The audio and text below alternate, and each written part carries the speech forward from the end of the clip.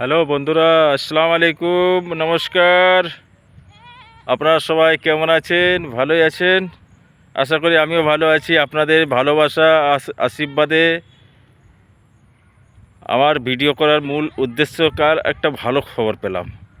কাল রাত্রেবেলা মোবাইল দেখছিলাম, দেখতে দেখতে একটা খুব সুন্দর খবর পেলাম কালকে আমি। ওই জাস্টিস দেবনাথ, মৌমিতা দেবনাথ, ডক্টর মৌমিতা দেবনাথকে নিয়ে কাল ডোনা গাঙ্গুলি আর তার মেয়ে সানা গাঙ্গুলি দুজনে রাস্তায় বেরিয়েছে। রাস্তার মাঝপথে একদম বড় বড় সেলিব্রিটিরা বেরিয়েছিল। এর আগে কিছুদিন আগের থেকে বেরিয়ে আছে, ওরা প্রায় স্ট্যান্ড নিয়েছে। ডক্টর মৌমিতা দেবনাথকে নিয়ে স্ট্যান্ড নিয়েছে, we justice for Moumita Debnath. এবং বন্ধু, আশা করি কালকে ডোনা গাঙ্গুলি এবং সানা গাঙ্গুলি দুজনে কালকে বেরিয়েছে কলকাতার রাজপথে, বৃষ্টিতে ভেজা অবস্থায়। কেননা না বেরালে তো হবে না। সৌরভ গাঙ্গুলি, জানি তোমাদের বাঙালির আবেগ। সৌরভ গাঙ্গুলি বললাম, দাদা বললাম না। দাদা বলেছিলাম আগে, কিছুদিন আগে যখন মৌমিতা দেবনাথ মারা যায়নি তার আগে দাদা বলতাম, আমাদের বাংলার আইকন ছিল। কিন্তু এখন তাকে আমি সৌরভ গাঙ্গুলি বললাম। কেন?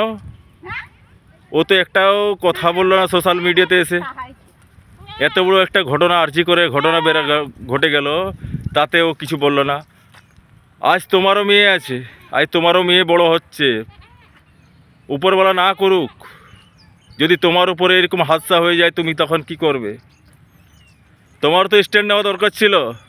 অরিজিৎ সিং, ওর কি দরকার ছিল? ও তো গায়ক, ও তো কোটি কোটি টাকা কামাচ্ছে। তোমার থেকে বেশি পাওয়ারফুল, তোমার থেকে বেশি সম্মানের লোক ও।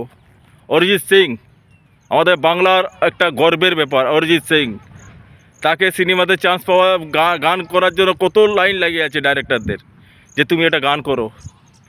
কিন্তু সে এসে স্ট্যান্ড নিয়েছে যে we justice for Moumita, doctor Moumita Debnath. কিন্তু সৌরভ গাঙ্গুলি, তুমি কি করলে? তুমি কিছুটা জায়গার জন্য নিজের জমি, নিজের আত্মাটাকে বিক্রি করে দিলে। আজ তোমার মেয়ে বড় হচ্ছে, তোমার মেয়ে তো পড়ে বিদেশে, ইংল্যান্ডে পড়ে। তোমার তাতে কী আছে? তোমার security, high profile security, CISF বা আরও এনএসজি সিকিউরিটি থাকে। তোমার থাকতে পারে, আইনের মধ্যেও ফাঁক থাকে, মনে রাখবে। কিন্তু উপরওয়ালার কাছে এটা আমি কাম্য করি কি, তোমার বাংলা কেন, সারা ভারতবর্ষের কোনো মেয়ের ওপরে যেমন এরকম নির্যাতন যেমন না হয়। আজ আমারও মেয়ে আছে, আমারও মেয়ে আজ 7-8 বছরের রানিং হতে গেল। কিন্তু আমাকেও নিজেকে চিন্তা হচ্ছে যে আমার মেয়েকে কি করে আমি স্কুলে পাঠাবো, কি করে আমি ডক্টর, আমার মেয়ের স্বপ্ন আছে ডক্টর হবার। কিন্তু আমার এই ঘটনার পর থেকে আমি তার স্বপ্নটাকে ভেঙে দিতে ইচ্ছা করছে। কেন বেটি, তুমি ডক্টর হতে যাও না। তোমাকে যতদূর পড়াবার আমার টার্গেট ছিল, কিন্তু করতে পারবো না আমি। হয় 10 ক্লাস 12 ক্লাস পর্যন্ত পড়াবো, তারপরে আর পড়াতে পারবো না। I am sorry. যখন আমি কোনো উপরতলা আমার মেয়েকে গিয়ে আমি চাকরির জন্য অ্যাপ্লাই করবে, তখন ওখানে বস কি বলবে, এক রাত আমার মেয়ের সাথে আমার সাথে ঘুমাবে, তখন তোমার চাকরি, তোমার জয়েনিং লেটার দিয়ে দেবে। এগুলো কেন হয় আমাদের সমাজে? এগুলো কি কারণে হয়? এগুলো বন্ধ করো প্লিজ। এগুলোর প্রতি নিজেরাকে একটা স্ট্যান্ড নেওয়া দরকার। এগুলো খুবই দুঃখদায়ক ঘটনা এগুলো। আজ আমারও মেয়ে আছে, আমার গ্রামের থেকে যারা গেছে ব্যাঙ্গালোরে নার্সিং পড়তে গেছে, তারাও এসে এবার নার্সের কাজ করবে, তারাকেও ডাক্তাররা এরকম করবে। এবং এই সব ডাক্তারদের প্রতিটা জায়গায় একটা করে সিসিটিভি ক্যামেরা লাগিয়ে পুলিশ, আমাদের মুখ্যমন্ত্রীজি মমতা ব্যানার্জি, উনি খুবই ভালো নেত্রী, ওনাকে আমি শ্রদ্ধা করি। কিন্তু ওনাকে আমার রিকোয়েস্ট যে আপনি একটুকু সিসিটিভি এবং মেয়েদেরকে একটু সুরক্ষার ব্যবস্থা করেন। মেয়েরা এই সমাজের মধ্যে, মেয়েদের খুবই জরুরি, মেয়েদেরকে থাকা খুবই জরুরি সমাজে। ছেলেদের ওপরে মাথা উঠিয়ে মেয়েরাও বাঁচতে চায়। ওরাও তো মানুষ, রক্ত মাংসে গড়া মানুষ।